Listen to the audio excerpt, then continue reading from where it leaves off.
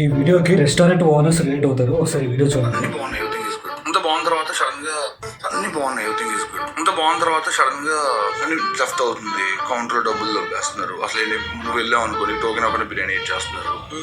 So all these things are happening. అప్పుడు మళ్ళీ దీన్ని బట్టి మీకు ఏమర్థమైంది? మీ రెస్టారెంట్కి సేల్స్ ఒకటి ఉంటే సరిపోదు. రెస్టారెంట్ మేనేజ్ చేయడానికి కూడా ఒక సిస్టమ్ ఉంటుంది. Without a proper system you can't handle the restaurant. అందుకే మీరు చూస్తుంటారు చాలామంది ఎంతో ప్యాషన్స్తో రెస్టారెంట్స్ ఫుడ్ కోర్ట్స్ అని సంథింగ్ ఓపెన్ చేస్తారు. కానీ ఓపెన్ చేసిన దాంట్లో మోస్ట్లీ 100%కి 90% అబౌవ్ ఒక ఫ్యూ డేస్ ఆ ఫ్యూ మంత్స్ తర్వాత మళ్ళీ క్లోజ్ అయిపోతాయి.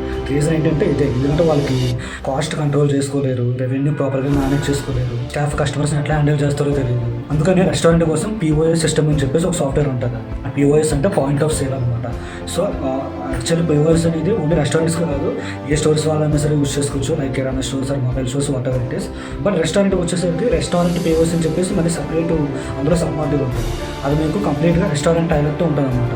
అంటే పార్సల్స్ ఆర్డర్స్ మేనేజ్ చేయడం, టేబుల్ ఆర్డర్స్ మేనేజ్ చేయడం, అండ్ రేట్ వచ్చేసి ఆర్డర్ తీసుకునే దగ్గర నుంచి కిచెన్లోకి ఆర్డర్ వెళ్ళి కిచెన్ స్టాఫ్ ఆర్డర్ ప్రిపేర్ చేసి ముందు రేటు డెలివరీ చేసేంత వరకు ప్రాపర్గా సిస్టమ్ మెయింటైన్ అవుతుంది. సో మీరు వాడే ప్రతి మెటీరియల్ ఎవ్రీథింగ్ ట్రాక్ అవుతుంది. అంటే కౌంటర్లో ఒక రూపాయి కూడా మిస్ అవ్వడానికి ఛాన్స్ ఉంటుంది. సో ఈవెన్ మీరు రెస్టారెంట్ చిన్నగా స్టార్ట్ చేసినా పెద్దగా స్టార్ట్ చేసినా సరే ఖచ్చితంగా మీరైతే ఈ POS సాఫ్ట్వేర్ యూజ్ చేయడానికి ట్రై చేయండి. ఎవరైనా ఇంట్రెస్ట్ ఉంటే ఈ సిస్టమ్ ఇంప్లిమెంట్ చేయడానికి నాకు DM చేయండి, మీకు గైడ్ చేస్తాను.